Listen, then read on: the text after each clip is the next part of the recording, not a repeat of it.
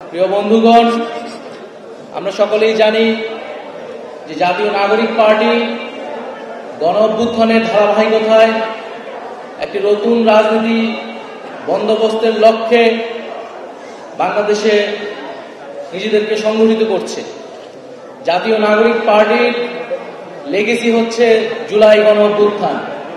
গণ অভ্যুত্থানের ফসল হিসেবেই এই নতুন রাজনৈতিক দল তৈরি হয়েছে। আমরা সাম্প্রতিক সময়ে দেখতে পাচ্ছি যে আওয়ামী লীগের পুনর্বাসন নিয়ে নানা ধরনের ষড়যন্ত্র এবং পরিকল্পনার কথা আমরা বিভিন্ন জায়গায় শুনতে পাচ্ছি। আমরা খুবই স্পষ্টভাবেই বলেছি এবং আজকের এই অনুষ্ঠান থেকে আবারও বলে দিতে চাই, আওয়ামী লীগের পুনর্বাসন কোন ধরনের পরিকল্পনা করলে তাকে কঠোর হস্তে দমন করা হবে। এবং শুধু আওয়ামী লীগ নয়, এই ফ্যাসিজমের যত দোষর রয়েছে, সুবিধাভোগী রয়েছে, তাদেরকেও বিচারের আওতায় আমরা নিয়ে আসার আহ্বান জানাচ্ছি। জুলাই গণ অভ্যুত্থানে আমরা কিন্তু কেবল আওয়ামী লীগকে বিদায় করি নাই, বরং আন্দোলনের সময়গুলোতে আমরা 3 আগস্ট শহীদ মিনারে বলেছিলাম যে আওয়ামী লীগ এবং এই ফ্যাসিবাদী 15 বছরের যাত্রা শুরু হয়েছিল সেই 1/11 বন্দোবস্ত থেকে। সেই 1/11 বন্দোবস্তের ফলশ্রুতিতে কিন্তু আওয়ামী লীগ এবং শেখ হাসিনা ক্ষমতা পেয়েছিল এবং আমরা বলেছিলাম যে আরেকটি 1/11 আমরা কখনো বাংলাদেশে হতে দেব না।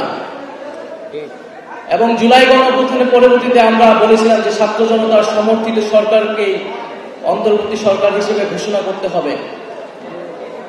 কোন ধরনের বিরাজনীতিকরণ এবং সামরিকীকরণের চেষ্টা বাংলাদেশে আমরা আর মেনে নেব না। বাংলাদেশে আমরা বিভিন্ন সময় দেখেছি রাজনৈতিক শূন্যতা থেকে সামরিক হস্তক্ষেপ হয়েছে এবং এর ফলাফল কখনোই গণতন্ত্রের জন্য ভালো হয়নি। ফলে আমরা মনে করি যে একটি গণ অভ্যুত্থান হয়েছে যেখানে জনগণ জেগে উঠেছে এবং জনগণ নিজের সিদ্ধান্ত, নিজের মালিকানা নিজে বুঝে নিতে চায়। ফলে জনগণের সেই মালিকানা, সেই অধিকার তাদেরকে ফিরিয়ে দিতে হবে এবং তার জন্যই গণ অভ্যুত্থান এবং তার জন্যই আগামী নতুন বাংলাদেশ।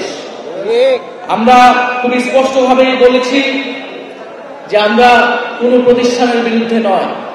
আমরা জানি গত 15-16 বছর যে রাষ্ট্রীয় প্রতিষ্ঠানগুলো রয়েছিল, সেনাবাহিনী, পুলিশ, আমলাতন্ত্র সহ সকল রাষ্ট্রীয় প্রতিষ্ঠানের দলীয়করণ এবং আওয়ামীকরণ হয়েছে এবং এই প্রতিষ্ঠানগুলোকে জনগণের বিরুদ্ধে, বিরোধী রাজনৈতিক দলগুলোর বিরুদ্ধে বারবার ব্যবহার করা হয়েছে।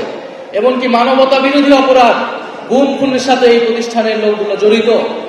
এবং আমরা দেখেছি জুলাই গণ অভ্যুত্থানে পুলিশকে কিভাবে ব্যবহার করা হয়েছে। আমরা তারপরেও বলছি যে আমরা এই প্রতিষ্ঠানগুলোর বিরুদ্ধে নয়, প্রতিষ্ঠানগুলোকে আমাদের পুনর্গঠন করতে হবে, দাঁড়া করাতে হবে, কিন্তু যারা এই জড়িত সেই জড়িতদের অবশ্যই শাস্তির আওতায় আনতে হবে। ফলে আমাদের এই প্রতিষ্ঠানগুলোর পক্ষে থাকতে হবে এবং জড়িত ব্যক্তিদের শাস্তির আওতায় আনতে হবে এবং এই প্রতিষ্ঠানগুলোর ভিতরে যদি আওয়ামী দোষরা থাকে, যারা আওয়ামী লীগকে পুনর্বাসনের চেষ্টা করতে হয়, তাদেরকে কঠোর বিচারের আওতায় আনতে হবে।